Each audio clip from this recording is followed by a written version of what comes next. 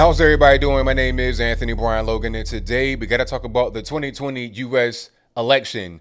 Now, the main race here is obviously the presidential election between the incumbent Republican Donald Trump and the challenger, the Democrat Joe Biden. But you also had House reps on the ballot, senators on the ballot, local measures on the ballot. I think 5 or more states decriminalize marijuana for personal use. Oregon decriminalized all drugs, so you can shoot heroin, smoke crack, meth, weed, whatever you want. You can be Hunter Biden in peace out there in Oregon, but different story. I digress. The whole point is that it was not just the presidential election last night. You also had a lot of other things that were on the ballot. Very important election. All eyes were on it, and thank you to everybody that came through my stream last night. I covered the election for about 7.5 hours, from about 7 p.m. Eastern time to about nearly 3 a.m. Eastern time. So thank you all for being there. My biggest and best stream ever. I think I had a peak concurrent of like 45,000, and I have over 1 million views on that. So thank y'all. It was an epic stream, and I think we witnessed history in a variety of ways. Some good, some bad, some have yet to be determined because we don't know the results as of about 12 noon Eastern time at on November the 4th, on Wednesday, the day after. Now, this election, how can I say it in the best way, the most PC way? A dumpster fire, train wreck, a mess all over the place. You got all kind of illegal actions happening in different parts of the country. And the main place, in my humble opinion, is Pennsylvania. All right. On October, what was this? October 31st at 4:44 p.m., the Attorney General of Pennsylvania, Josh Shapiro, says, and I'll put it on the screen before you on the tweet, if all the votes are added up in Pennsylvania, Trump is going to lose. That's why he's working overtime to subtract as many votes as possible from this process. For the record, he's 0-6 against us in court. We've protected voting rights. Now ignore the noise. Vote. So I'm like, all right, how you gonna say something like that, talking about, oh, he's trying to obstruct the process, when you're saying even before election day that he's gonna lose? How do you know that? How can you possibly know that, sir? You are the Attorney General of Pennsylvania, and you want to go and deal with him in court? You already done told the world what you want to do. You're totally biased. You shouldn't even be in, you should kind of like, if you can recuse yourself, you should do that because you shouldn't be involved in this process at all. All right. I think that is Pennsylvania's objective, to go to court. All right. And they got to go to court anyway, aside from this whole kerfuffle with the voting process and ballots not being counted all the way. We get to that in a minute, because you had people in polling places campaigning. I'm talking about inside the polling place. That's totally illegal. If you want to be outside the voting place, I think that's okay. But inside, you can't do that. Also, you cannot have any kind of voter paraphernalia, like any kind of campaign paraphernalia, within 10 feet of a voting booth. And in a lot of places in Pennsylvania, I think mainly in Philly, but probably all over the state, they had these big 24 or 36 signs of a sample ballot to go straight ticket blue. Okay, they took one down because people complained and it was found to be in violation. There was all kind of problems in Pennsylvania, especially Philly, to try and subvert the vote away from Trump, in my humble opinion, to go towards Joe Biden. Totally illegal, totally improper. And as of right now, Pennsylvania is still in flux. Although Trump's ahead by like 12, 14, 10, it's double digit points he's ahead. That still could kind of go either way. Now, let's look at this map, because that was my main thing last night, looking at maps. We got to see what's going on here so we get an understanding of what's happening. And I'll put this on the screen. This is Politico's map. And this map is not even really right, in my humble opinion. We got to get through it to see what's going on. Now, as you can see, or even if you can't see it, Biden is up in electoral votes 238 to 213. And remember, you got to get to 270 electoral votes to win. Once you hit 270, that's it. The popular vote is irrelevant. It doesn't matter. It matters, but it's not going to factor into the electoral vote unless the popular vote made a state go a particular way that leads to the electoral. You understand? Basically, the electoral vote is what matters, but the popular vote can help you get there if it's distributed in a proper way. And this system works very well with the electoral vote. Talk about that right quick. It works very well because you don't want to have one place dominate the entire country. Like, you don't want to just be California and Illinois. You want to be able to have all states have a fair say, because what's happening in Alaska is not the same thing as happening in California or Washington State or Texas or Florida. You got to have each state represented a little bit more than what they normally would be under a system where it was just popular vote only. So let's look at what's happening right here with the vote.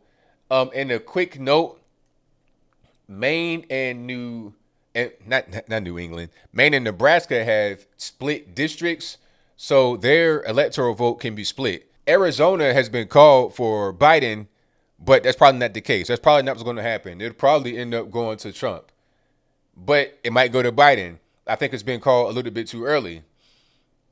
Although it's blue right here and it's been called, that might not be right.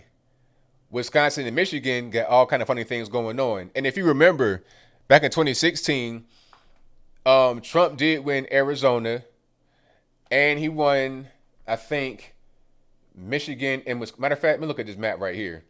So here's the 2016 map, just to kind of tell you what's happening, some context. Trump won Arizona, Wisconsin, Michigan, and Pennsylvania in 2016. Now, I don't think that Trump has lost any of his base. The only reason why he's probably losing Arizona, and he may lose Arizona, is because of that California virus. Okay, you can see my cursor on the screen. You got these Californians moving away because of how bad California has become with the taxes and the crime and the drugs and the doo-doo on the ground in San Francisco, over here in the Bay Area. So they're moving from California to Nevada, Arizona, New Mexico, Texas, and they're bringing that California virus with them. So that could be the reason why Arizona is currently, over in favor of Joe Biden, although that could change. There was some kind of error where they said they had 96% of the vote in, but they really only had, no, they said 98% of the vote, but they really only had 86% of the vote. So we still got quite a ways away to call it for Joe Biden in Arizona, but they might go for Biden. Wisconsin, Michigan is going to be very close. Let's go and look at some of the previous elections. Now, let's look at the presidential election in Arizona 2016. Okay, let's see if I can put it in screen. Well, you can see what Trump got as far as a vote. He had 1,252,000, and Hillary Clinton had 1,161,000 in Arizona. Much bigger margin than what's happening right now. Now, Pennsylvania in 2016, very tight margin. Trump had 2,970,000 votes back then, compared to Hillary Clinton, 2,926,000 votes. That was a margin of victory for Pennsylvania in 2016, as you can see on the screen before you. All right. Very, very tight margin. And the margin is not really close right now, but I'll get to that in a minute. And here's Michigan from 2016. Again, another tight margin. Trump won by the hair and chinny chin chin. He had 47.5% compared to her 47.27%. He had 2,279,000 votes compared to her 2,268,000 votes. So very small margin. Matter of fact, let's do a little bit of quick math. 279 minus 268. So he won by 11,000 votes. 11,000. That's it. In Michigan in 2016. So it's no surprise that it's close right now, because it was the same way back then in 2016. Now, Wisconsin, again, very close. Trump had 1,405,000 compared to Hillary Clinton, 1,382,000. Okay, so a little bit of quick math, about 20,000 votes in between them, about 23,000. So another tight race. 47.22% compared to 46.45%. So really, really close races that should not be called right now. And for these people to call it so early, I think is irresponsible. For them to just say, oh, we got it. Talking about Biden, that is really irresponsible, because I think we still got quite a ways to go. Now, here's a map that I can just look at for fun. This is not going to be totally accurate. I think Alaska is pretty much in the bag. Let's mark it safe for Trump. Nevada, I think, will be going towards Biden. And a prediction, I have Arizona going towards Trump. Could be wrong, but I think it may go Trump. I think we'll get Georgia. That's pretty close. Although, this, I think it'll go. I think it's not a blue state as of yet. North Carolina will go red. Pennsylvania goes red. Now, if we get that, even without Wisconsin and Michigan, we win. That's 279 right there. Now, let's take away Arizona, 268. So if we lose Nevada, Arizona, and we keep the same way as it is right now, all we got to do, Pennsylvania, that's very important to get Pennsylvania. If we can get Michigan or Wisconsin, then we're good to go. Now, if we lose Pennsylvania, which is unlikely, we got to get Wisconsin and Michigan, then we win. All right. So I think what'll happen at the best is we get Michigan, maybe lose Wisconsin. That's a very close race, but that's 284. So that's with losing Arizona and Nevada and Wisconsin. We can still gain the victory, but we gotta have Pennsylvania, and that's why Pennsylvania is so important as of late. That's why they're trying to really just be some funny things in Pennsylvania, because they know Pennsylvania is extremely important.